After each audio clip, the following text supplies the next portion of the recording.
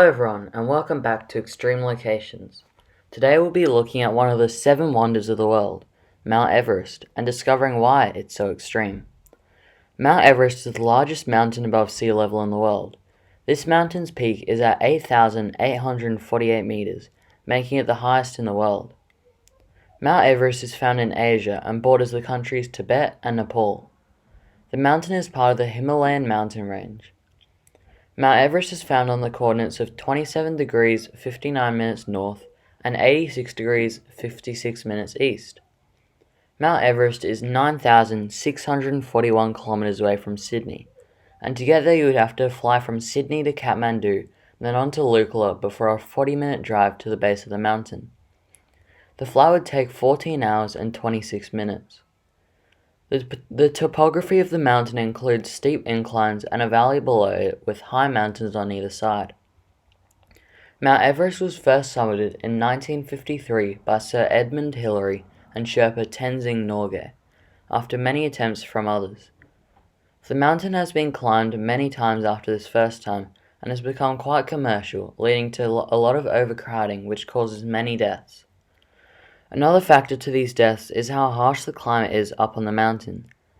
Everest is usually climbed via 2 ways, either from the Nepal side by climbing up the southeast ridge, or from Tibet you can climb up the mountain by using the north ridge. Although these are the main routes that are used to summit the mountain, there have been 17 different routes used for summiting Everest. Some reasons why Mount Everest is considered an extreme location is due to the extreme conditions up on the mountain. For an example, the altitude of the mountain. The peak of Mount Everest is at 8,848 meters or 29,032 feet.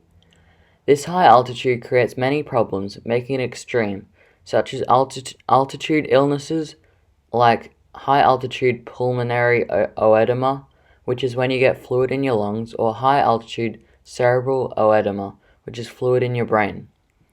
Another reason is the mountain's extreme climate.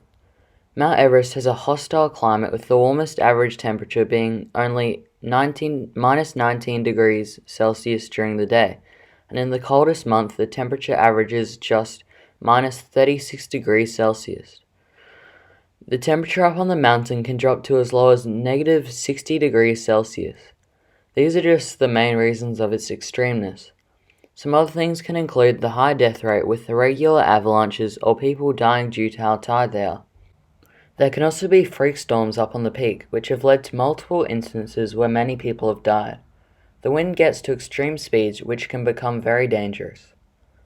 So how was Mount Everest formed?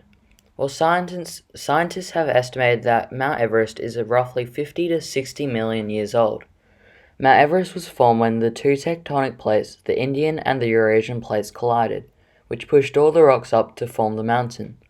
It is believed that even today Mount Everest is becoming taller and taller, and that it grows by 1/4 of an inch every year. As the land is pushed up, the air masses are forced to rise too. The rising air cools, which makes any water vapor condense within it. This forms rain or snow, and when it falls it wears down the landscape of the mountain. This dissolves the rocks and breaks them down in the process of weathering. The water that moves downhill carries the weathered material, eroding the landscape. This carves out deep valleys and jagged peaks, just like on Everest. The balance between erosion and uplift gives the mountain its unique shape. Different conditions have also helped shape the mountain, including time. At the start of the plates colliding, the uplift is fast, but over time the gravity and water wear the mountain down. Another factor that shapes mountains is the climate that they are in. In temperatures below zero, some of the snowfall doesn't melt away completely, it instead becomes slowly compacted into ice. This forms the snowline, which occurs at different heights depending on its climate.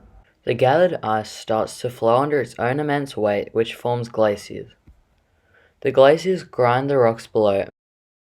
Mount Everest lies near the tropics, which causes the snowline to be high, making the glaciers pretty small. This makes the glaciers barely big enough to cause this erosion, evening out the mountain. Due to the Earth's climate changing one day, Everest may be cut down to a much smaller size. Mount Everest is quite scarce of animals due to its altitude, but the animals you do find up on the mountain have adapted to its harsh climate. Some of these animals include snow leopards. These leopards are native to the Central Asia area, including Mount Everest. The snow leopard is quite endangered and quite rare to find, as their population has decreased dramatically and there are approximately only 6,000 left. These animals have adapted to the harsh climate of Mount Everest with their thick insulating fur and wide feet, which assist while climbing the snowy rocky walls. These leopards feast on the sheep and ibex that also live up on the mountain. These animals usually live a bit lower on the mountain due to how much harsher the climate is near the peak. Two other animals that also live on the mountain are the Himalayan black bear and the Himalayan tahr. The bears survive on the Everest by hibernating through the coldest months of the Everest winter and survive on the diet of shoots, leaves, and nuts during the warmer months. These two animals are only able to survive up to the elevation of 16,000 feet before the environment becomes impossible for them to live in.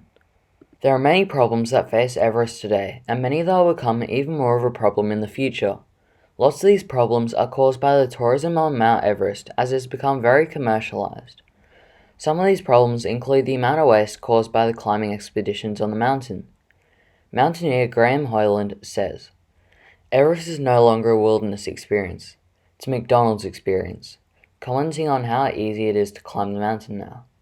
The improving technology has created a big tourism industry. The two routes are dangerously crowded and filled with waste, from there being garbage leaking out of the glaciers to pyramids of human excrement in the camps.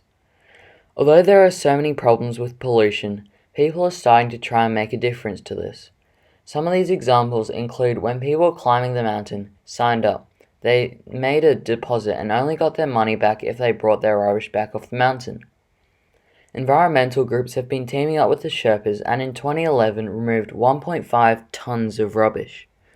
Makeshift restrooms have been made up on the Everest base camp. All these solutions are slowly helping to improve the conditions of the mountain and make it a cleaner, less polluted place. So why should Mount Everest be protected?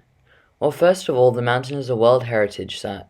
This shows the mountain's importance and how incredible the mountain really is. The mountain falls under the criterion 7.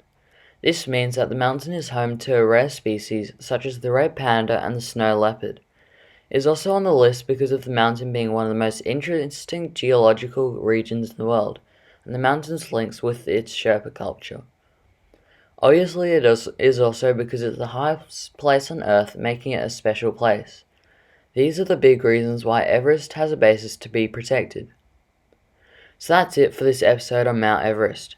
Thanks for watching, and I hope you found out a lot about this extraordinary mountain and why it's so extreme.